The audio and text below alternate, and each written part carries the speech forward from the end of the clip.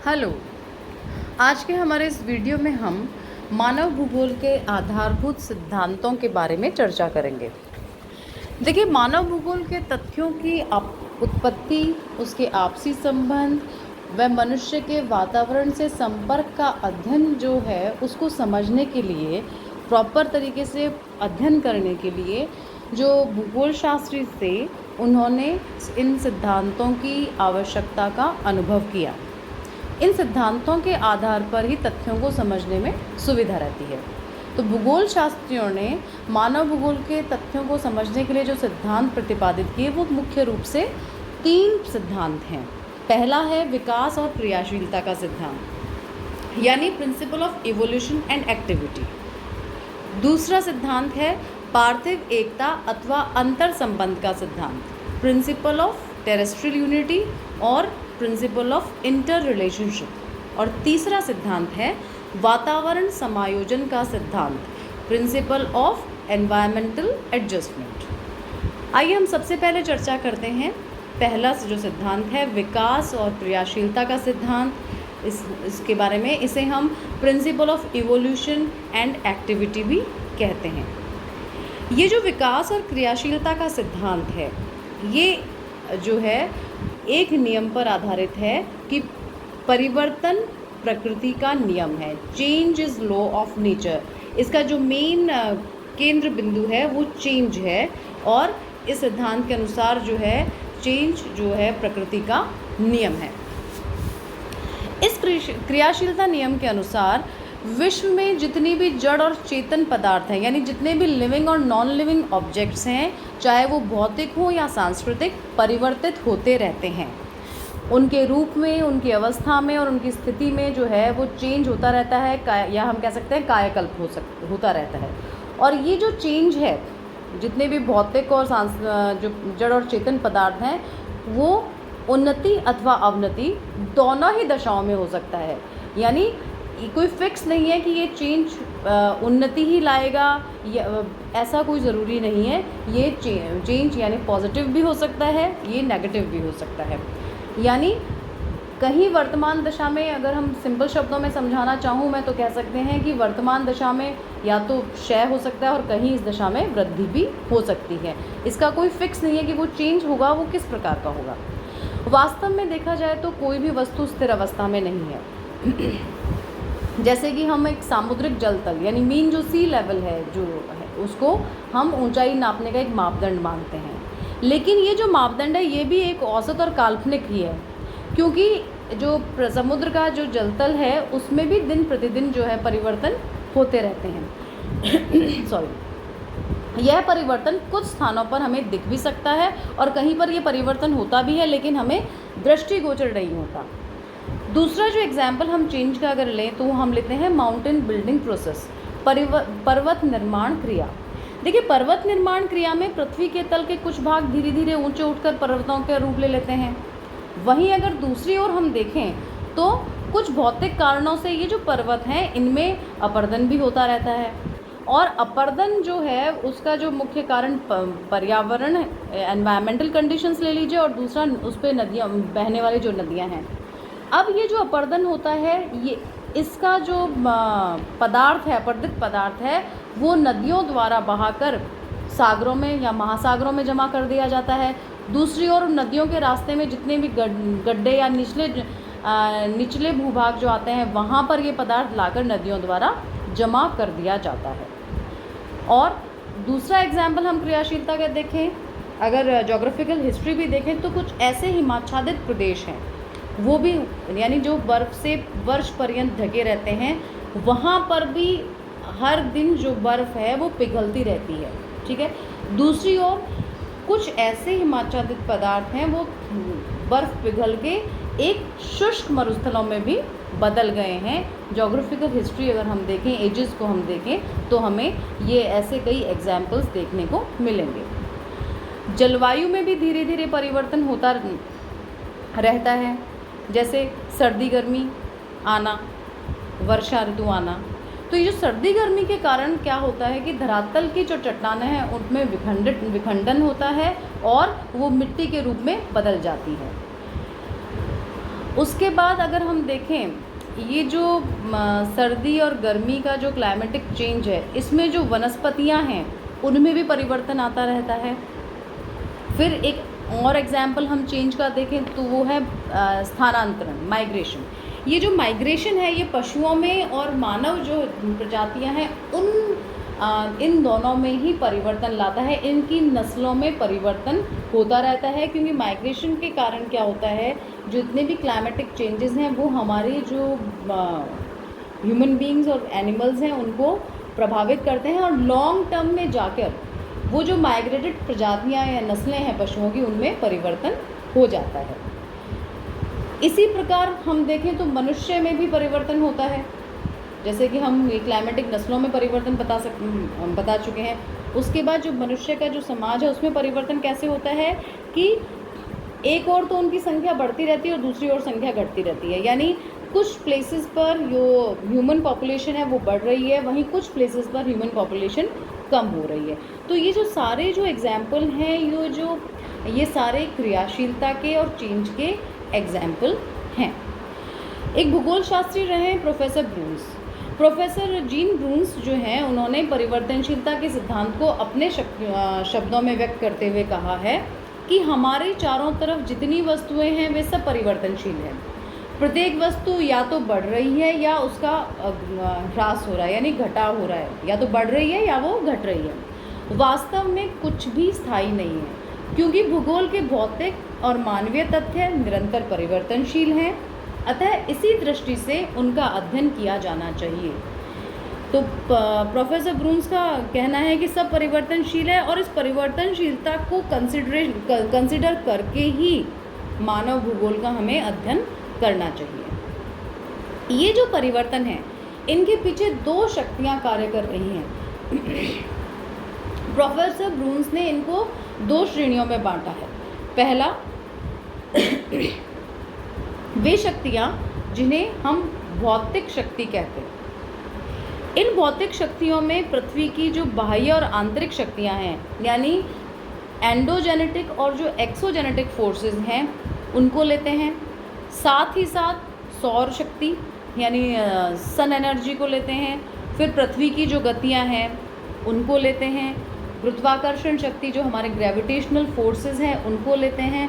और जैविक शक्तियां जो कि हमारी जो जैविक शक्तियां जो कार्यरत हैं उनको हम सम्मिलित करते हैं, जिसमें सभी ह्यूमन बीइंग्स और एनिमल्स और माइक्रो ऑर्गेनिजम्स ये सारे इसके अंतर्गत सम्मिलित होते हैं। तो पहला हुआ भौतिक शक्तियां जो ब्रून्स ने सुझाव दिया। दूसरी शक्ति ब्रून्स ने कहा है कि सांस्कृतिक शक्तियां होती हैं। इन सांस्कृतिक शक्तियों में मानव और उसकी विभिन्न क्रियाओं को सम्मिलित किया जाता है। अब सबसे पहले हम लेते हैं भौतिक शक्तियों को। देखिए, पृथ्वी का धरातल स्थिर नहीं है, ये क्लियर है। हालांकि ये हमें स्थूल रूप से स्थिर प्रतीत होता है। रियलिटी ये है कि हम अभी जो देखें तो हमें सब कुछ स्टेबल लग रहा है, लेकिन एक्चुअल में हम देखें तो ये भी स्टेबल नहीं है।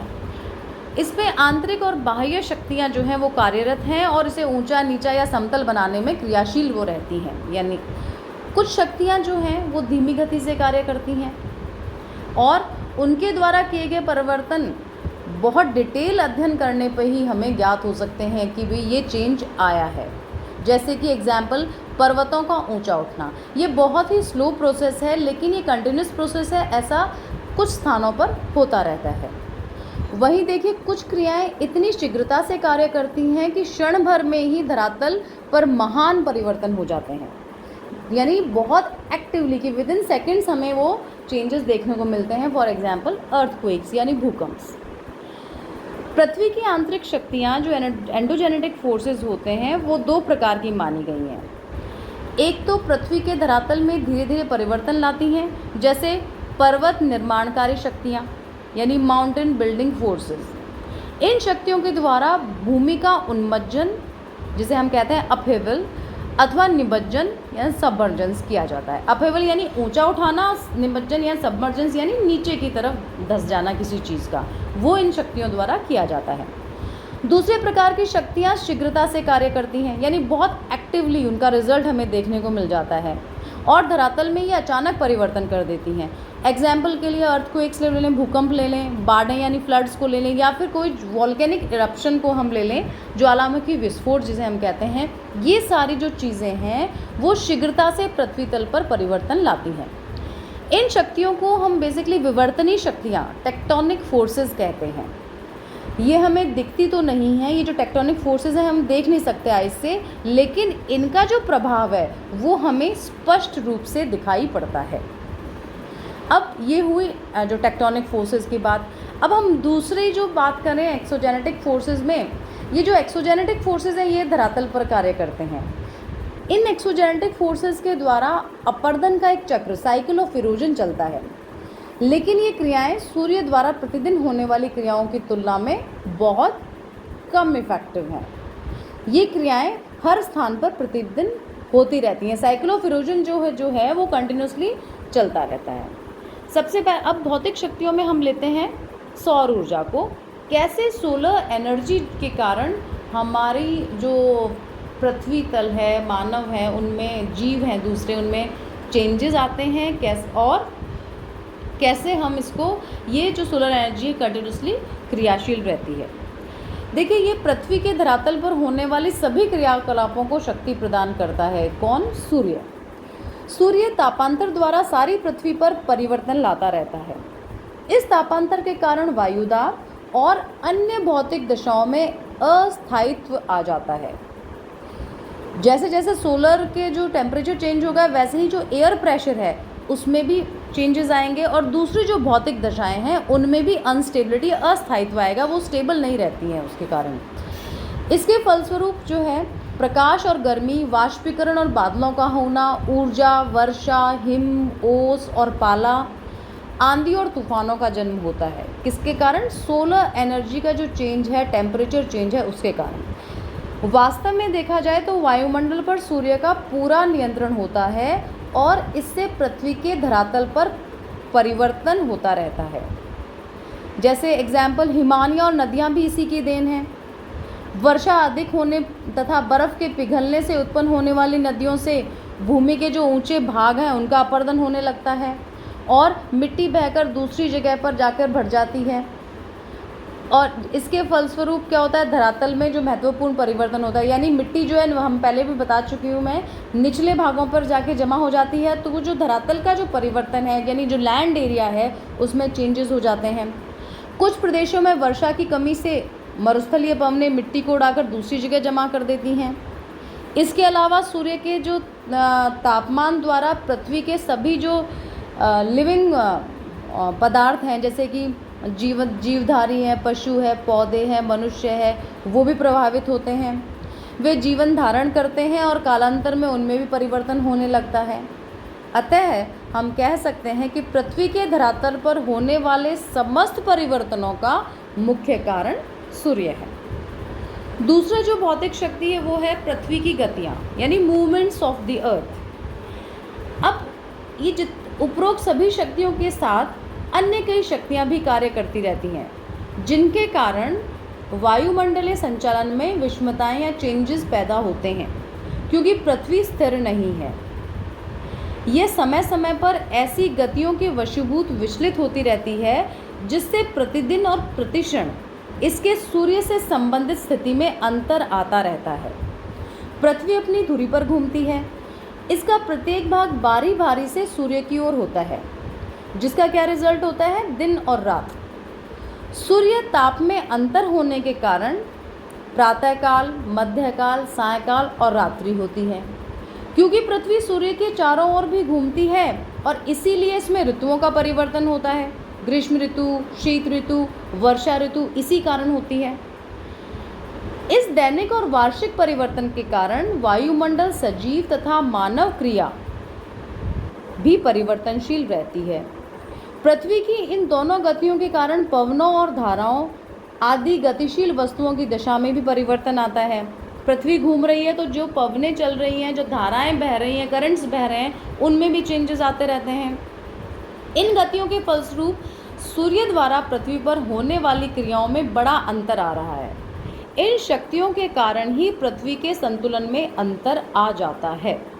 पृथ्वी की ये जो गतियाँ हैं, मूवमेंट्स हैं, इस प्रकार जो हमारे लिविंग और नॉन लिविंग इसको ऑब्जेक्ट्स को प्रभावित करती हैं। यानी मूवमेंट्स के साथ साथ जो सोलर एनर्जी है ये मिलके प्रभावित कर रहे हैं किसको, हमारे पृथ्वी तल पर मौजूद सभी जैविक और अजैविक पदार्थों को। तीसरा जो भौतिक शक्ति जो हम कहें वो है ग्रेविटेशनल फोर्स, गुरुत्वाकर्षण शक्ति। देखिए, पृथ्वी की जो गतियां हैं और सौर शक्ति है पृथ्वी पर असंतुलन बनाने के मुख्य स्रोत हैं, ये हम ऊपर डिस्कस पहले कर चुके हैं अब। लेकिन जो गुरुत्वाकर्षण शक्ति है वो पृथ्वी पर स्थिरता, संतुलन और नियंत्रण लाती है। यानी दो फोर्सेस तो असंतुलन की स्थिति पैदा कर रहे हैं, सोलर एनर्जी और पृथ्वी की गतियां, मूवमेंट्स ऑफ अर्थ। लेकिन ग्रेविटेशनल जो फोर्स है वो पृथ्वी में स्थिरता, संतुलन और नियंत्रण लाता है। ये ग्रेविटेशनल फोर्स ऐसी शक्ति है जो प्रत्येक अव्यवस्थित और स्थिर वस्तु को शांत और स्थित बनाए रखती है, क्योंकि प्रत्येक वस्तु इस शक्ति के कारण अपने केंद्र की ओर खींचती है।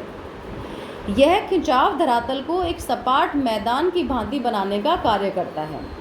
इसी शक्ति के कारण मेघों में होने वाली वर्षा धरातल की ओर गिरती है। मेन रीजन क्या है? Gravitational force. पर्वतों के शिखरों पर होने वाली वर्षा भी नीचे धाराओं की ओर ही नदियों के रूप में बहती है, और वायुमंडल में भी ये ग्रेविटेशनल फोर्स जो है वो संतुलन पैदा करता है। प्रोफेसर जीन ब्रून्स ने ग्रेविटेशनल फोर्स को बुद्धिमान शक्ति यानी वाइस फोर्स और सूर्य ताप की शक्ति को मूर्ख शक्ति, फुलिश फोर्स कहा है, क्योंकि गुरुत्वाकर्षण शक्ति पृथ्वी पर विभिन्न दाब और घनत्व की वस्तुओं या प्रदेशों के बीच चट्टानों के वितरण द्वारा एक ऐसी संतुलन की अवस्था ला देती है जिससे सभी स्थानों के बीच स्थायित्व एवं संतुलन की अंतरधारा चलने लगती है। ये आकर्षण की क्रिया जो है, यह आकर्षण की क्रिया को वश में रखकर उसे संतुलित और सुव्यवस्थित रखती है, जबकि इसके विपरीत सूर्य शक्ति मूर्ख मानी गई है, क्योंकि इसका कार्य क्या है? वायुमंडल संचालन में विषमता उत्पन्न करना है, जिससे अंततः धरातल में अनेक परिवर्तन होते हैं। तो जो ग्रेविटेशनल फोर्स है वो एक वाइस बुद्धिमान शक्ति है, वाइस फोर्स है। वहीं जो सोलर एनर्जी है और दूसरी जो मूवमेंट्स हैं वो एक फुलिश फोर्स के अंतर्गत आते हैं, क्योंकि ये असंतुलन पैदा करते हैं। अगला भौतिक शक्तियों में हम लेते हैं जैविक शक्तियों को, यानी बायोलॉजिकल फोर्सेस को।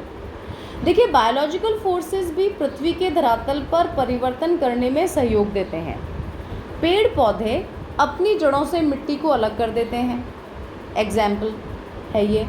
कीड़े मकोड़े और पशु भी मिट्टी को खोदने अथवा घास फूस चढ़ जाने से धरातल का क्षरण या उसमें कटाव कर देते हैं। मानव स्वयं भी, भाई ये तो सब करते ही करते हैं, लेकिन हम मनुष्य जो हैं वो खुद भी वनों को नष्ट करते हैं, खनिजों को निकाल कर धरातल में गड्ढे पैदा कर देते हैं। माइनिंग जब करते हैं, माइनिंग एक्टिविटी कौन करता है? ह्यूमन बीइंग करता है। माइंस से वो जो खनिज पदार्थ हैं उनको निकालता है। तो धीरे धीरे जब निकालेंगे वहाँ से, तो वो एक जो धरातल जो है वो पूरा गड्ढे में परिवर्तित हो जाएगा, और ये देखा जाए तो एक विनाशकारी कार्य है। अब देखिए, जितनी भी उपयुक्त सभी शक्तियाँ जो हमने डिस्कस की हैं, वो सभी शक्तियों का क्षेत्र क्या है? पृथ्वी है।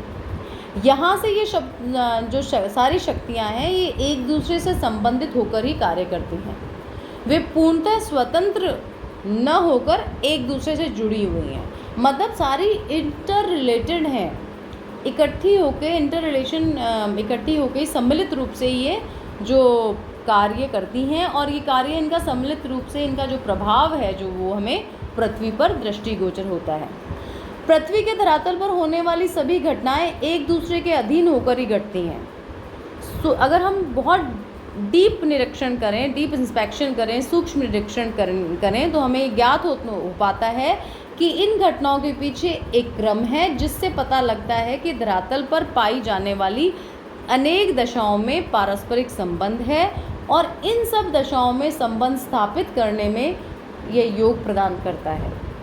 यह संबंध बड़ा गहरा और व्यापक है।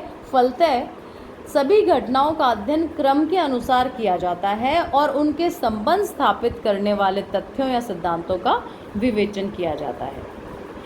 अब देखिए, जब सांस्कृतिक की बात आती है, अगला जो है, हमें ये क्लियर हो गया है कि प्रकृति का जो चक्र है वो प्रत्येक पदार्थ में चलता है, कंटिन्यूसली चल रहा है। उदय के उपरांत अस्त और जन्म के उपरांत मरण सृष्टि का आदि नियम है, ये एक लॉ है नेचर का।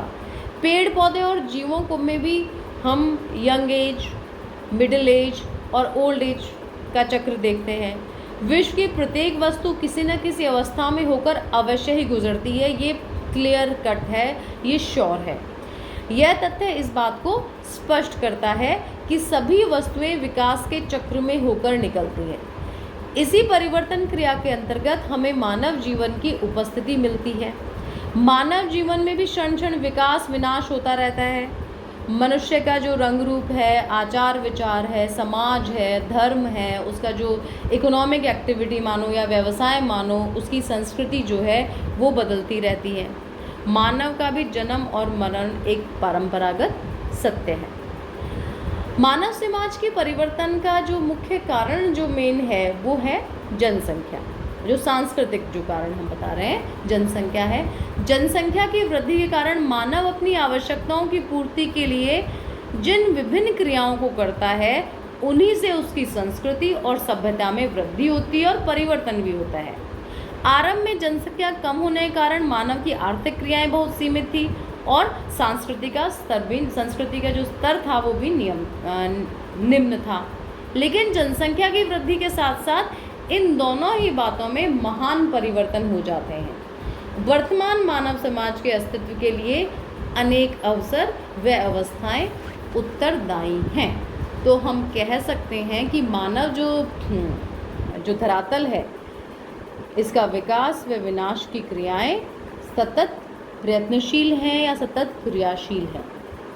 मानव जीवन की सारी बातें पार्थिव वस्तुओं के सदृश कभी स्थिर नहीं रही। मनुष्य का उसके भौतिक और सांस्कृतिक वातावरण से कोई एक निश्चित संबंध नहीं है, यानी परिवर्तन होता रहता है टाइम के साथ, एनवायरमेंटल चेंजेस के साथ, ये दूसरे जो फैक्टर्स हैं उनके साथ। यह संबंध वातावरण में परिवर्तनों के फलस्वरूप ही बदलता है। अतः इसका अध्ययन अन्य धरातलीय परिवर्तनशील पदार्थों की भांति ही होना चाहिए और उस स्थान और समय का अध्ययन जहाँ उसका जन्म होता है और फिर उसकी गति की दिशा स्वयं एक उनका अध्ययन किया जाना चाहिए। अतः हम कह सकते हैं ये जो विकास और क्रियाशीलता का जो सिद्धांत है, ये कंटिन्यूसली एक्टिविटी जो है अर्थ की, हमारे लिविंग नॉन लिविंग ऑब्जेक्ट्स की, उसको समझाता है। अगर हम इस सिद्धांत को समझ जाएंगे तो मानव जो भूगोल है उसमें जो निहित तथ्य हैं उनको समझने में हमें आसानी होगी।